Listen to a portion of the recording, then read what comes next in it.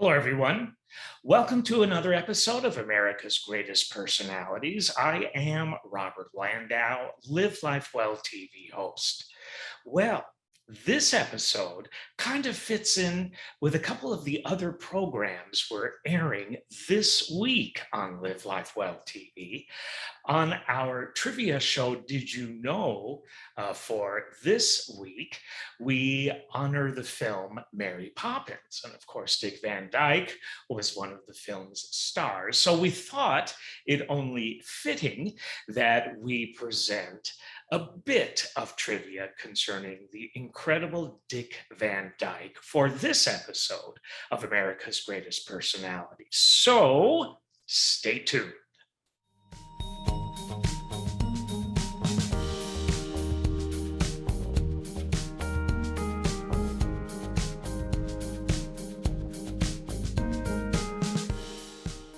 So we'd like to acknowledge the website factinate.com.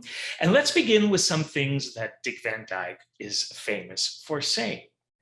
He once said, "I've retired so many times now, it's getting to be a habit." He also said, "I asked Fred Astaire once when he was about my age if he still danced. And he said, 'Yes, but it hurts now.'" That's exactly it. I can still dance too, but it hurts now. Mr. Van Dyke also said the secret to keeping moving is keeping moving. Dick also said, "I was lucky to get the kind of parts I wanted. I always said I didn't want to do anything my kids can't see." Wow, very smart. I wish everyone in Hollywood were like that. I love this next one. He once said, "Emotionally, I'm about 13. That kind of says it all. He also said this, "I got into a Broadway show before I ever sang and danced. I learned how after I got in the show." So it was a musical, it wasn't a play. And finally, the great Dick Van Dyke said this, "I never wanted to be an actor, and to this day, I don't. I can't get a handle on it," he goes on to say. "An actor wants to become someone else. I am a song and dance man, and I enjoy being myself, which really is all I can do." Dick Van Dyke was born on December 13th, 1925, which means that as of this taping of this show, he is 95 years old. And he was born in West Plains, Missouri. He was born to Hazel Victoria, who was a stenographer, and Lauren Wayne Cookie Van Dyke, a salesman. Dick grew up in Danville, Illinois, actually. He is the older brother of actor Jerry Van Dyke, who unfortunately passed in 2018, but you might remember his many appearances as Dick's brother in The Dick Van Dyke Show. The last name Van Dyke, where do you think that originates from? And if you think Dutch, you are right. Although he has English, Irish, and Scottish ancestry. So Van Dyke is a Dutch name, but the ancestry comes from these other places. His family line, get this, traces back to Mayflower passenger John Alden. Can you imagine being a passenger on the Mayflower? I mean, wow. I think I'd frame that ticket, don't you think? Because of Dick's religious mother, he considered a career in the church as a youth. What changed his mind was a drama class that he took in high school. And from then on, he was utterly convinced that his true destiny would be in Hollywood. He set his sights on it. He could feel it before he got there. And we all know that he got there with flying colors. However, Dick never fully abandoned the idea of being a minister. As he would write, I suppose that I never completely gave up my childhood idea of being a minister, only the medium and the message had changed.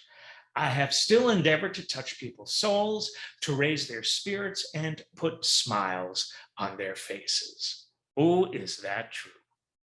Van Dyke was denied entry into the US Army several times because he was underweight. However, he was eventually offered admission as a radio announcer. After a time, Van Dyke was transferred to the Special Services, where he provided laughs for the troops during World War II. Van Dyke got his start in radio, acting as an Illinois DJ in 1947. He was recruited to start a comedy duo with a guy by the name of Phil Erickson called Eric and Van, the Merry Mutes. Touring the nightclub circuit, the act was a combination of music and mime. They would lip sync to old 78 recordings. Van Dyke is famous for playing the Broadway lead in a musical you probably have heard of by the name of Bye Bye Birdie. However, he originally auditioned for a smaller part in that show. Having no experience as a dancer, he improvised a soft shoe dance number after his audition song. And good thing he did, because the show's director and choreographer just happened to be watching that audition. Impressed enough, he immediately offered Dick the lead role in the Broadway show, even though Dick was auditioning for a much smaller part. When the actor told the director that he couldn't actually dance, he was merely informed, "We'll teach you." Now, how often does that happen? Which means to say, of course, the director of the Broadway musical Bye Bye Birdie certainly saw something very, very special in Dick Van Dyke. For his role in Bye Bye Birdie, Van Dyke won the 1961 Tony for Best Featured Actor. And that was his first Broadway show. Wow.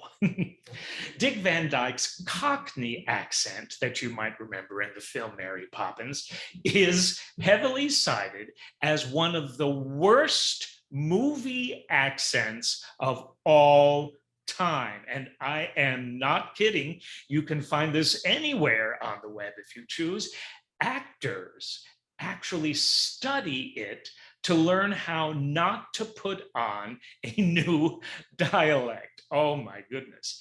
Van Dyke blamed his notoriously bad Mary Poppins accent on his Irish accented coach, who, in Dick's words, didn't do an accent any better than I did. It's pretty weird, he went on to say, they'd hire an Irish person to teach a Cockney accent, but the past is the past. Also, nobody bothered to warn Van Dyke about the quality or lack thereof of his Cockney accent while they were actually filming the movie. I mean, you would have thought somebody would have took him aside and said, "Hey, I think the Cockney accent needs just a little work." After a decades-long career of fairly diverse roles, Dick Van Dyke said in an interview with Larry King that his dream job would have been to play the Scarecrow in The Wizard of Oz. So think about that. I mean, he would have made a very, very effective Scarecrow. I can understand why he saw himself in that role. Dick Van Dyke married his first wife on live radio. The date was February 12, 1948. He and Marjorie Willett were wed on a show called Bride and Groom. About 15 million people turned into the nuptials. Although they had 4 children together, the couple endured a long separation that ended in official divorce in 1984. For most of his life, Van Dyke's life partner was actress Michelle Triola. They were together for more than 30 years until Triolo's passing in 2009. While Dick Van Dyke has been a heavy smoker, self-admittedly, for the vast majority of his long life, the actor has made steps to curb it. Not an easy habit to kick, for sure. In 2013, he admitted that he had been using Nicorette gum for 10 years. Here are his major